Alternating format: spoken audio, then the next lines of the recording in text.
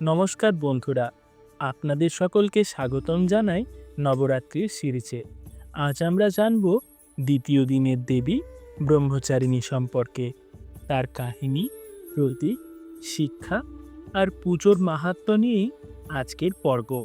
ব্রহ্মচারিণী মানে ব্রহ্মচর্যে নিবেদিত কন্যা বা তপস্বিনী। তিনি দুর্গার দ্বিতীয় রূপ। এই রূপে দেবী পার্বতী শিবলাভের জন্য কঠোর তপস্যায় লীন হয়েছিলেন। তার আরাধনায় ভক্তরা পান ধৈর্য, আত্মসংযম ও দৃঢ়তা। ব্রহ্মচারিণী সাদা পোশাকে, হাতে জপমালা ও কমণ্ডলু ধারণ করে বিরাজিত।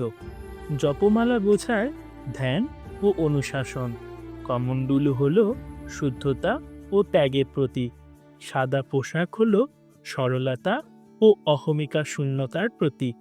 তার শান্ত মুখমণ্ডলেই ফুটে ওঠে অন্তর্নিহিত শক্তি। সতীর পুনর্জন্মের পর দেবী পার্বতী শিবলাভের জন্য প্রতিজ্ঞাবদ্ধ হলেন।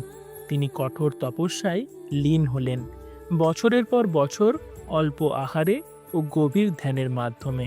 এই তপস্যার ফলেই তিনি ব্রহ্মচারিণী রূপে পূজিত হন। তার ধৈর্য ও একাগ্রতার ফলে শিবও তার প্রতি আকৃষ্ট হলেন। পুরাণ বলে এই রূপ থেকেই পার্বতীর শিবলাভ সম্পন্ন হয়।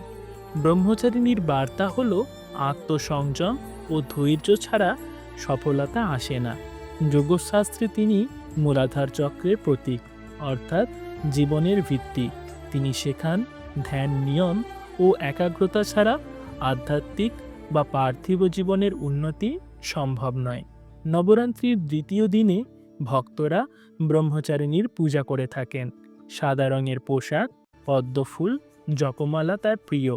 উপবাস বা অল্প আহার করে ভক্তরা মনকে শুদ্ধ রাখেন। দেবীর মন্ত্র হল ওম ব্রহ্মচারিণ্যই নমঃ। এই মন্ত্র জপ করলে ভক্তের মধ্যে আসে স্থিরতা, ধৈর্য ও মানসিক শান্তি। দেবী ব্রহ্মচারীর পুরো কাহিনী জানতে হলে নিচে দেওয়া লিঙ্কে ক্লিক করুন। পরের ভিডিওতে থাকছে নবরাত্রির তৃতীয় দেবী চন্দ্রঘণ্টার কাহিনী। নমস্কার।